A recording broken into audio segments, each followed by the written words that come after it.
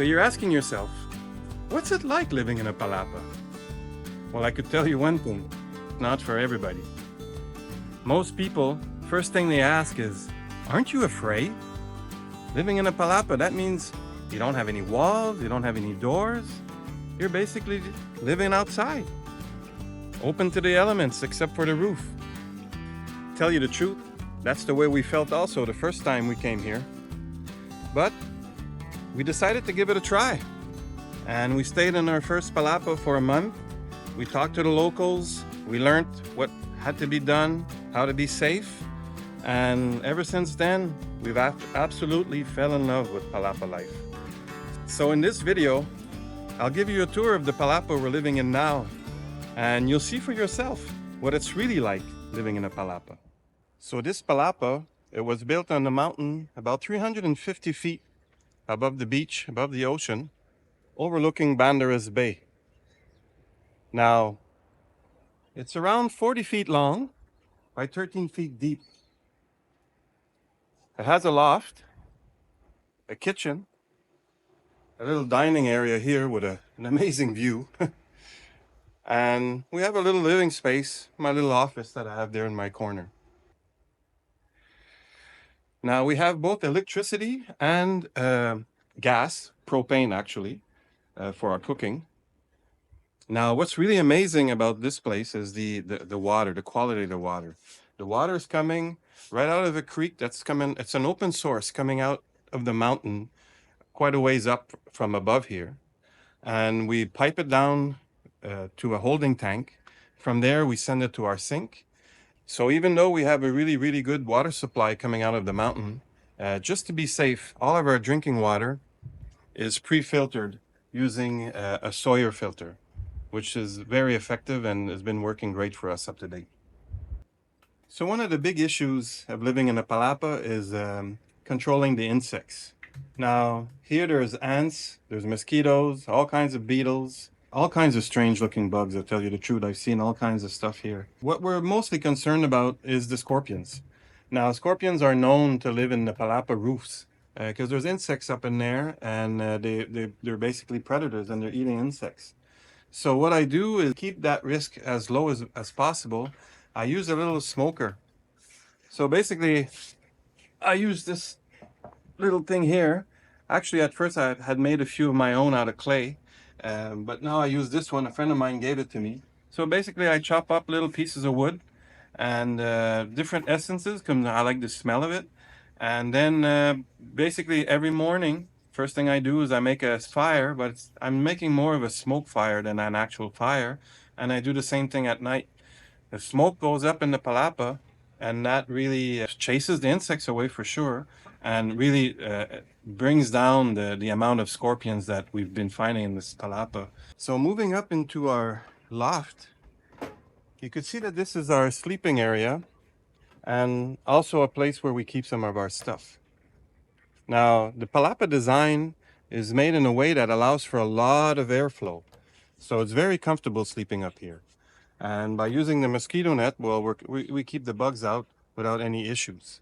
Now, what's great about sleeping up here is, you know, it's a really peaceful area, and we have the sound of the waves on one side of the ocean, and on the other side is the sound of the jungle.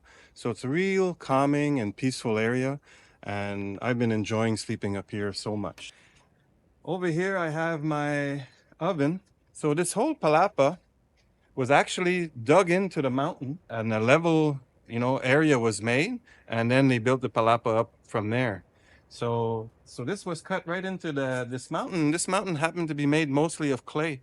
So I was very intrigued, and I came up with the idea of making this oven. So I basically dug into the mountain, excavated a big cavity, and built it from the inside out. And I really love it. And then in a dream, I was inspired, you know, like to build this face on it. It represents an Aztec god called Tlaloc. And actually, Tlaloc, he's one of the ancient gods, and he's known as the giver of life, the bringer of rain. But also, his name translates into the one made of earth. So I really found that the fact that this oven was built in the mountain with the natural clay that's right in the mountain. I took it right from there, basically. And so I felt that this was a really, really good fit. So this is our bathroom. So very basic, just what we need. It's not that big, but big enough with a beautiful shower.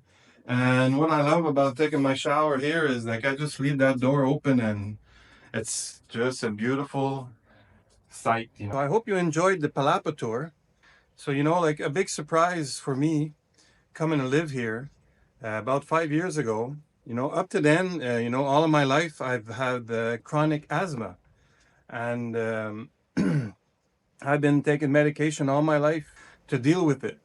And after the first 3 months I was here, I was off the medication. So to me, this is one of the biggest surprises that's come out of me spending my winter months here in this kind of Palapa living. It's made a big, big difference in my life. So what I love about living here is basically it's as if I'm living outside. Yes, we got the Palapa roof to protect us if we do get some rain, which we rarely do, but overall, it's like we're living outside. We're close to we got the fresh air, we got the air coming right off the Pacific Ocean, the weather, the temperature is perfect. It's 80 degrees in the day, there's hardly no humidity, and we're very lucky because the mountain that we're living on is facing north. So the sun is coming up. We only get the sun around 10:30, 11 that it starts coming through the trees. So we're like mostly in the shade during the day. If we want to get some sun, we could go to the sun. But if we stay in the shade, we always get this breeze coming right off the Pacific. Water's at 70 degrees, 72 degrees. So it's a nice cool breeze. So the weather here is perfect. Now, some of you might be starting to consider, like what the Palapa life would be like for you guys. Just remember that there's some challenges about living in the Palapa. For one thing, in this case, we're about 350 feet above sea level. We come here, with the water taxi. We get dropped off on the beach, and then we got to bring everything up. It's for sure that it's tough getting down and tough coming back up, but at the same time, it's helping us stay fit. We don't have to exercise here. You don't have to go to the gym. Just living here keeps you fit. Second thing is the insects. We don't have walls.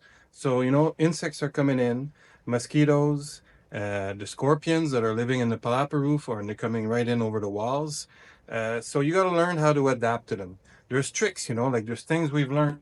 See, like that wall there, never put clothes on there because a scorpion's going to go hide in there. So you always hang your clothes on the line. Little tricks like that. Always shake out your clothes before you put it on. That's how you avoid getting stung. Just getting here is tough. Getting supplies in is tough. Getting our food, organizing. You got to look at it like if you're going, in my case, as if we're going out to the fishing camp, the remote fishing camp. So, the planning is essential. Another challenge also is that, the people here, it's not a tourist place. Yes, there are tourists. Yes, there are expats. There are a few Canadians living here. Yalapa, the town of the village of Yalapa has a lot more. So English is definitely spoken there.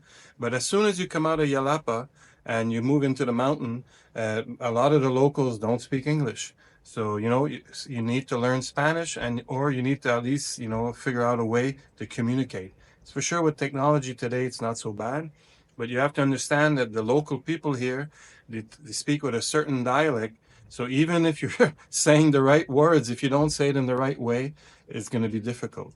So that's just some of the challenges that, that have to be dealt with in order to be comfortable here. And you have to be come in here with, like open eyes saying, okay, this is what I'm facing. This is what it's all about.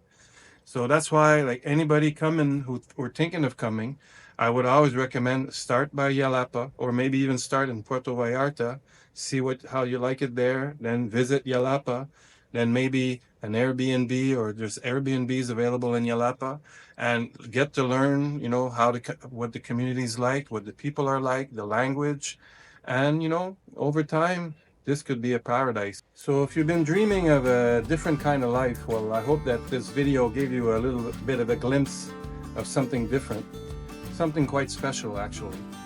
And I know I covered a lot of stuff, and there's a lot more to know. So if you have any questions, just feel free to write down your questions in the comments and it'll be a a pleasure for me to answer your questions.